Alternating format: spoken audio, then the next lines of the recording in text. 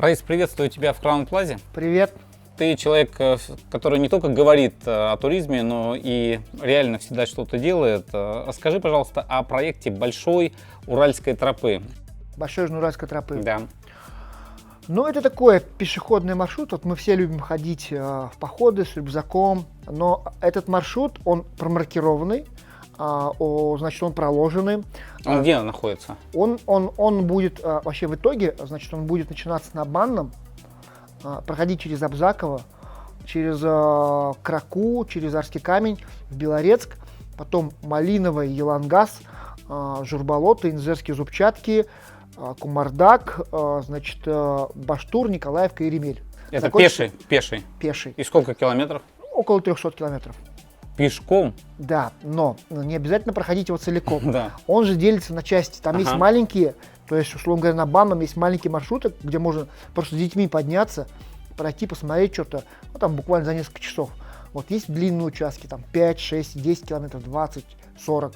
Вот. И зависит от твоей подготовки, от твоего желания, можно по кусочкам проходить.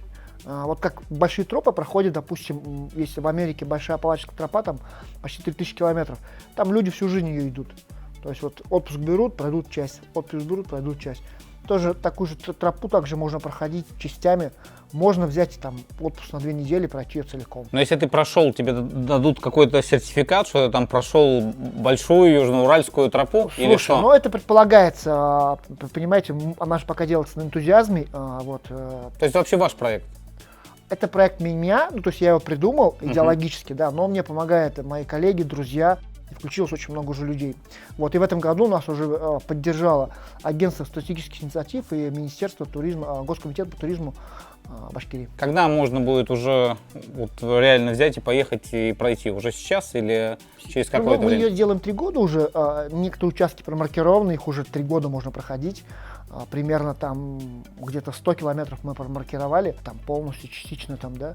Промаркировали, это что значит? Это Ну, там вот, специальные какие-то указатели? Да, на деревьях краской специальные такие полоски, и ты идешь, и ты не заблудишься, да. Промаркировать это только первая часть.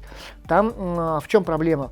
Нужно придумать, как она будет проходить с точки зрения логистики, то есть чтобы она проходила по местам, где есть тропы уже, желательно, чтобы, где уже люди ходят, да, чтобы там было красиво, чтобы она проходила через какие-нибудь гостиницы, приюты, где можно было переночевать. Прежде чем, где-то делать, мы проходим, ходим и понимаем, как связать эти кусочки.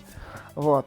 И опять же, чтобы она проходила через какие-то там деревеньки, чтобы у нас этот трафик туристический, который уже возник и будет дальше продолжаться, чтобы в этих местах место населения могло зарабатывать деньги с помощью туризма. Ну, это очень здорово. А вот почему именно Большой Южноуральская тропа? А будут ли такие тропы, допустим, в Таратау или в других местах Башкирии? Я думаю, что будут и делаются, и на том же Таратау делается там, да. Но именно совокупность длинной, включающий в себя различные горные хребты, самые интересные вершины, какие-то исторические места, курорты, турбазы.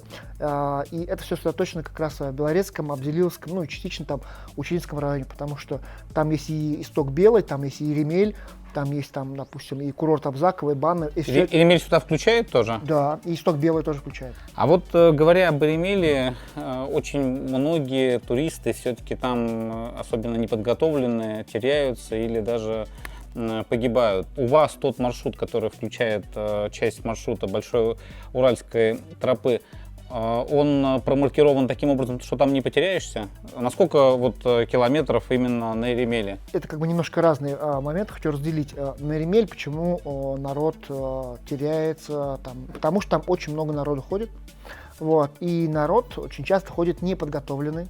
А Еремель это такая, она не очень высокая с точки зрения альпинизма или туризма гора, но на вершине иногда бывает метель. Во время метели или дождя какого-то, в основном зимой люди теряются. Очень ничего не видно, и, соответственно, человек может просто заблудиться, поддаться панике, потеряться. И здесь дело не в том, что там тропа, не тропа, да, ты просто в паническом состоянии находишься, и все. Вот, поэтому в любом месте можно заблудиться точно так же. Да, и в любом месте нужно соблюдать правила безопасности. Если ты неопытный, ну, тебе лучше идти с какими-то опытными проводниками, да. Тропа поэтому имеет разные участки, разную маркировку. Вот как бы самые безопасные, где можно прям, если летом, прям с детьми можно идти. И до самых каких-то сложных, есть участки более сложные, чем Иремель. На самом деле, там, где Кумардак, где широкая россыпь, там вообще дикие места. У нас самая высокая точка в республике какая, вот горная?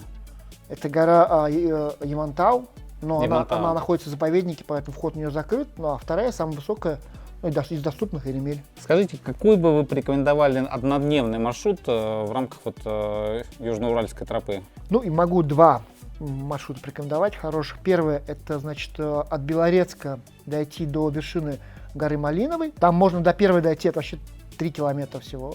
Мы с партией «Единая Россия» с полком ходили в этом Отлично, году. как раз на первую Малину ходили? Или на Да, третью? да, А вот там как раз снимали «Вечный зов». да. Серия «Каменный мешок», где вот они вылазят, это вот как раз вот там снимали. Вот. Шикарное место, очень Да, красиво. ага.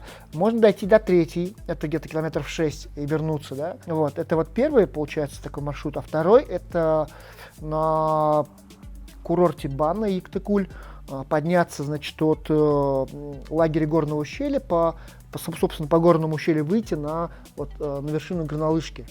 Ну, вот и спуститься уже можно на подъемнике. Раис, вот вы продвигаете достаточно такой серьезный проект. Что вами движет? Ведь, в принципе, это требует огромной личной энергии, вложений. Всегда, когда такой вопрос задают, я бы сказал, это наоборот дает энергию и силу. Это, знаешь, это типа миссия. Вот я вырос в этом месте, да. Вот, Вы выросли там, в Белорецке. То есть, да, то есть тропа проходит по Авдеевскому району, там родился мой отец. Тропа численно задевает Учинский район, там родилась моя мама. Тропа проходит в основном по Белорецкому району, там родился я. И она проходит через самые мои заповедные места около Терляна, самые интересные. Там я провел детство у дедушки с бабушкой. Вот. В первый раз поехал на покос в 5 лет и запомнил вот этот запах трав, эти горы. И она пройдет через покосы моего дедушки. То есть это точки силы? Конечно, конечно. Ваши? Я делюсь тем, что у меня есть, всей моей как бы истории. И все люди приедут туда, где я провел детство, это же круто. Но вы сможете вот все-таки довести это до того, чтобы был какой-то соревновательный момент, какой-то там сертификат, какие-то соревнования? То есть будет развиваться этот проект дальше? Ну, конечно, будет. Опять же, это как бы я придумал, но я не один сейчас, да. Допустим, меня поддерживает очень сильно Олег Чекадаев, это наш самый главный турист там, да. Меня поддерживает хранитель тропы, их называю.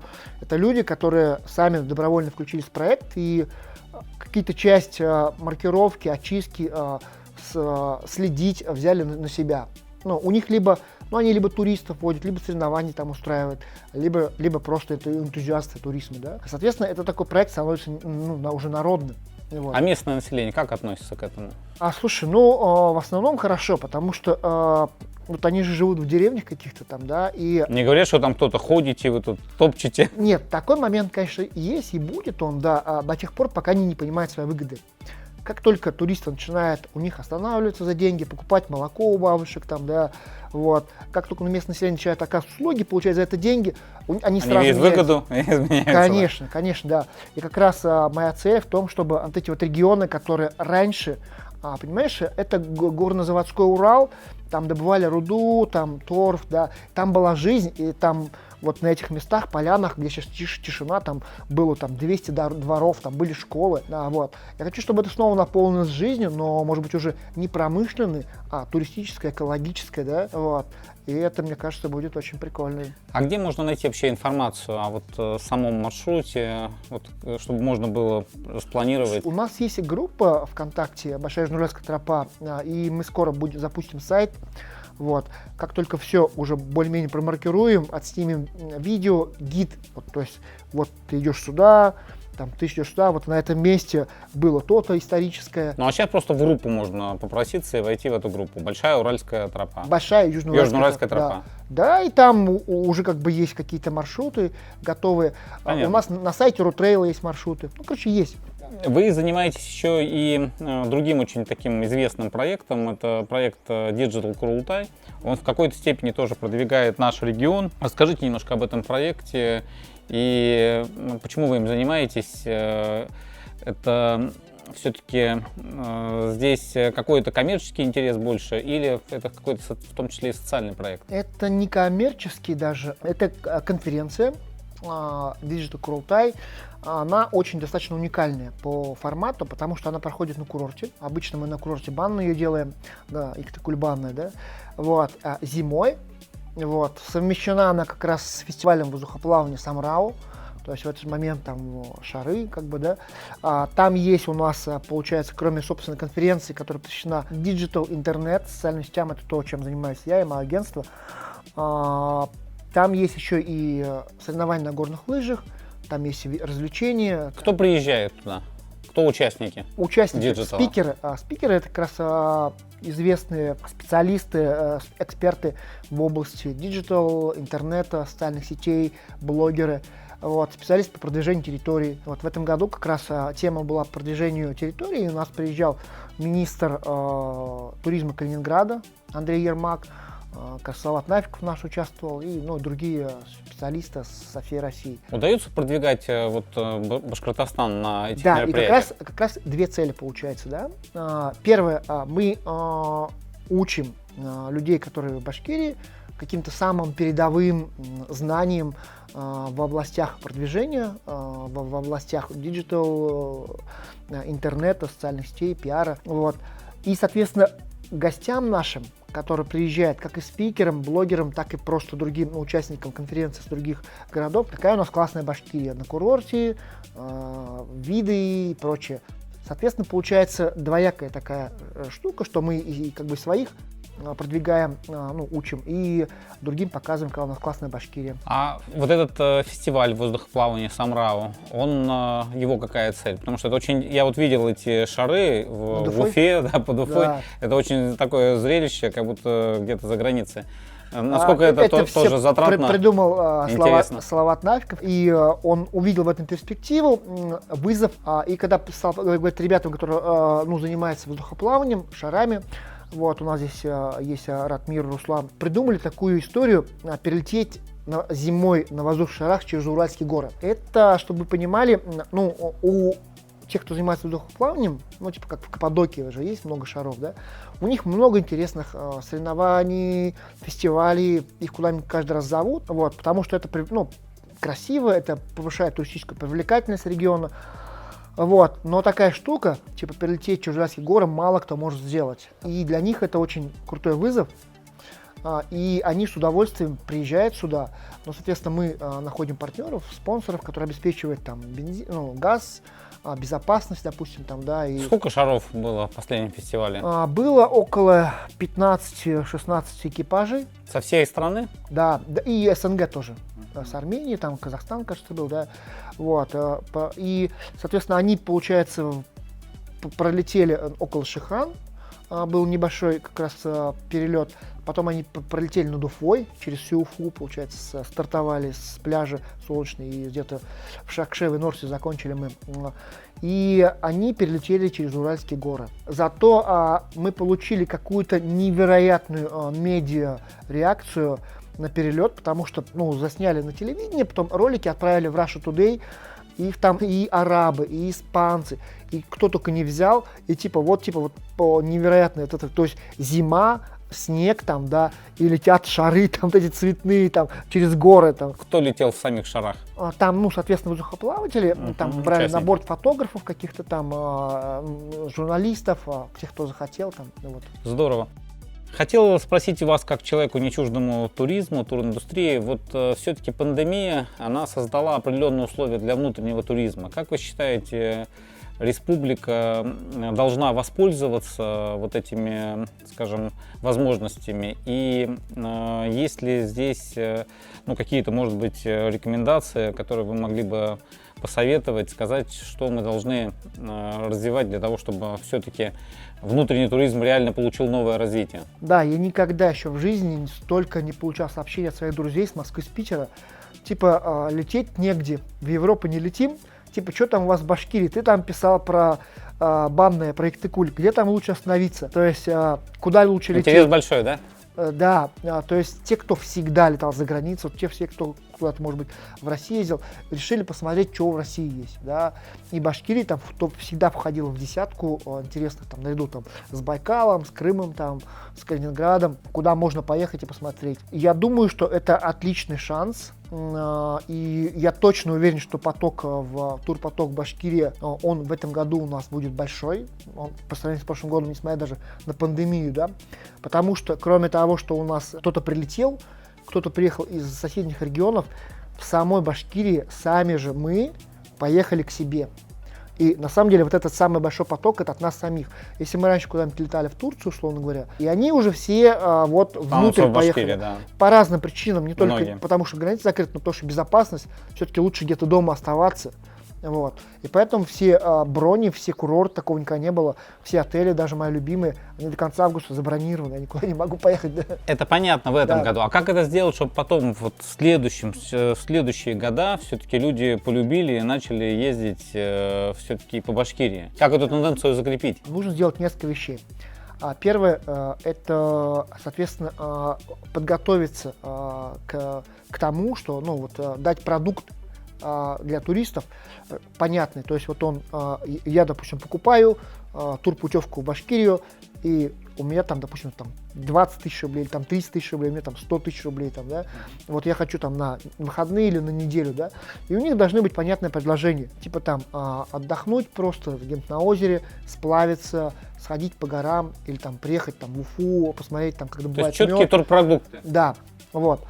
Соответственно, сервис должен быть готов к этому.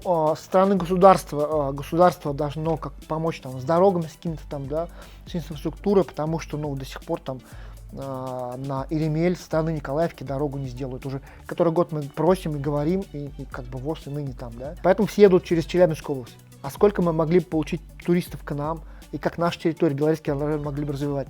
Вот.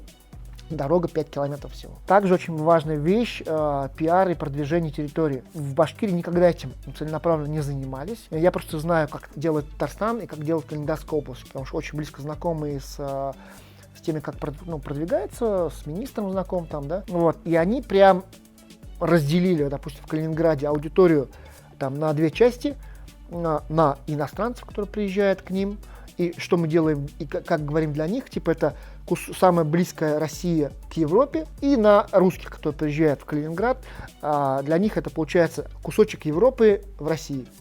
Вот, да. И они используют только социальные сети, никаких газет, там, никакого там телевидения, только диджитал. И у них такая цель, чтобы не повышать количество туристов, а повышать средний чек у туриста. Чтобы он приехал, переночевал в гостинице, сходил в ресторан, купил сувениры, вот, там прокатился на катере. Соответственно, повышая средний чек, они говорят, нам не нужно много туристов, нам нужно, чтобы они больше денег оставляли. Соответственно, нам поэтому нужен интернет, социальные сети. Вот, в Татарстане, ну, чуть по-другому делают, но у них тоже, они все время там, каждый год, я смотрю, приглашают блогеров. Допустим, в этом году, как только пандемия снялась, сразу все блогеры, мы приглашаем вас в Татарстан, мы вам дадим лучшие условия. Помнишь, ты читал, да? А у нас такого нету, да. У них тоже целенаправленно, каждый год у них там есть несколько точек, там Свияжск, там Иннополис, там Казань, там, да. И у них по всем этим точкам они понимают свою целевую аудиторию и ее целенаправленно продвигают во всех там, СМИ, соцсетях, правильно. То есть нам вот этого не хватает. В плане продвижения внутреннего туризма, вот этот сплав, который был недавно у главы республики, он сыграет свою позитивную роль для рекламы, как бы? Конечно, вот вообще идеально. И он же как бы типа, ну, главный у нас такой, да, и на него смотрят и чиновники, там, и бизнес, и простые жители, да. Уж если типа сам глава идет в поход, там сплавляется, но это значит классно, я тоже хочу. Нет лучшей рекламы внутреннего туризма, чем сам, получается, руководитель, который потребляет этот внутренний туризм. Ну, да. Вы все-таки, говоря о вот этом третьем пункте в части продвижения Башкортостана, очень много делаете для этого. Будете это продолжать заниматься? Ну, конечно, делаю. Это же моя миссия. Я амбассадор Башкирии. Я это делаю независимо от того, там, будут мне помощь, не будет помощь. Это как бы моя суть. Спасибо. Это был Раис Габитов, амбассадор Башкирии. Мы очень рады, что вы с нами. Я тоже И надеюсь, что вы будете работать дальше. Спасибо.